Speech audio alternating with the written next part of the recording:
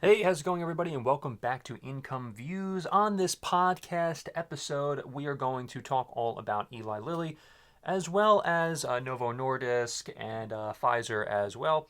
Just some of the stocks that a lot of people are talking about potentially to sell off before the upcoming administration takes over. So, yeah, it's really an interesting conversation. And I've heard a lot about some of these particular stocks completely collapsing um, over the past, let's just say, for Lilly, probably in the past week or so, um, because a lot of news is coming out, potential regulation, a lot of potential things, potential going on that are not the same, of course, or obviously new people are stepping in that could potentially shake things up in this particular sector. Um, so if you look at Eli Lilly, for instance, and what has been going on here, of course, there's a tremendous sell-off. We have discussed this numerous times. The stock was at, let's just say, $954.48 just on August 27th. It is now valued at $750 as we're recording this video, and fell as much as uh, $727, just for the sell-off alone. I mean, it has really been a tremendous sell-off. Over the past month, it is down negative 17.20%. Now, there are others as well, like Novo Nordisk. In the past year, or let's just say the past 6 months, it's down negative 20.90% as well. And a lot of, okay, so according to Yahoo, so arguably no big pharma stocks have dominated the industry more over the past few years than Eli Lilly. And so, yeah, I mean, really, Eli Lilly has been really the main giant, the main force behind a lot of these gains when it comes to this sector here. So, with the sell off, there's a lot of red flags going on, of course. And so, Eli Lilly, it says here, now ranks as the largest drug maker in the world based on market cap. Its remarkable rise has been largely due to the success of type 2 diabetes and obesity drugs, Mounjaro and Zepbound. But the good times, it says, have stopped rolling for the stock in recent weeks. Lilly shares are down 25% below from the peak about a month ago. So behind the declines, much of Lilly's recent dismal stock performance stems from its third quarter update on October 30th. Yeah, they reported their earnings report was not great. A lot of people really, it says the company's Q3 earnings here, of course. Revenue and earnings missed consensus Wall Street estimates. Lilly had also significantly lowered its earnings guidance and the upper end of its revenue guidance range for the full year. A lot of people are saying buy the dip. A lot of people are straight up saying buy the dip. Okay, if you are a long-term holder in Eli Lilly, then this could be potentially a tremendous time to buy the stock. It is already up over the past, just this past day alone, which is it's now up 2.82% just today alone. Okay. Of course, over the past 5 days, not so much, but over the past year, it's still up 25.46%. Over the past 5 years, it's up 545.24%. This is not a bad company in terms of, market, in terms of the market itself and the market value and everything like that. Obviously, there's some controversy, blah blah blah, but with biotech companies, but that's another story. Just in terms of the stock itself, we're just obviously looking at the financial aspects of this company, okay, and investing in it.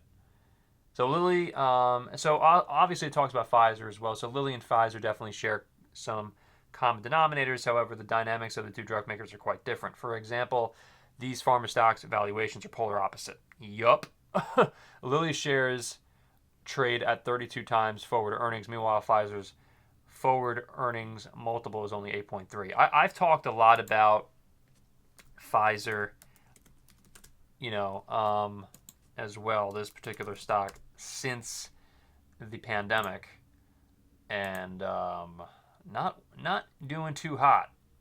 It is not doing too hot. Over the past 5 years, okay, from 2019, it's down negative 31.55%. It's only $24.86 to own Pfizer. Okay, one share, of course, of Pfizer. Max, however, it is up, sure, since 1984 all time. Okay, if you want to just wait 40 freaking years to cash in or something. But in all seriousness, though, this is a very shaky stock to own, to say the least. And compared to the Eli Lilly, it's apples and oranges. It's completely apples and oranges. Okay. I'm being very nice when I talk about Pfizer here. Okay. I could very well easily say this stock sucks. It's garbage. Never buy it. But, I'm being very nice. So I'm being very nice in this video. So we won't talk about Pfizer's in terms of just the stock and the financials in and of itself. We won't talk about that in this video. We're just going to talk about some of Eli Lilly here a bit more, and we'll end it. But a lot of people say if it's a long-term hold, then a lot of people say it's what do you call it? It's a buy, like a strong buy actually. Like I believe Morningstar actually. Well, Morningstar does have a fair value valuation of this stock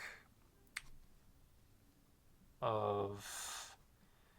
Let's take a look, because they were talking about obviously the administration upcoming and why potentially there could be headwinds and challenges ahead, as it says here. Absolutely. But yeah, I can't, for whatever reason, I can't find a fair valuation of Eli Lilly. But I think they say it's around like 500-600, around there. Meanwhile, the stock right now is obviously $750.11 as of this second. But I would say obviously if you're a long-term investor, then I wouldn't really get too scared. Obviously, like with the upcoming administration, I do agree with Morningstar. They're going to face some challenges here, to say the very least, with the upcoming administration for sure. As will a bunch of other companies potentially as well. It really just depends on what company it is. And obviously we're just talking about Eli Lilly here. We mentioned Novo Nordisk. We talked about Pfizer. I gave my opinion about Pfizer, that stock, if you're paying close attention. But Novo Nordisk, obviously, like all time, you're still up 80,853.85% from 1984. So that ain't bad. And I think pretty much the same exact thing can be said about Eli Lilly being an incredible. You'd be up 19,287.86% all time just by holding Eli Lilly stock over the past, whatever it is, 40 years. When it was just $3.87 for just one share of Eli Lilly. Could you imagine? Man. I mean, it's always what do you call it? Hindsight is always 20/20. It really is. All right, everybody. If you like this video, remember to leave a like, subscribe, and hit the notification bell for more. Thank you so much for watching, everybody, and hopefully I will see you in the next video.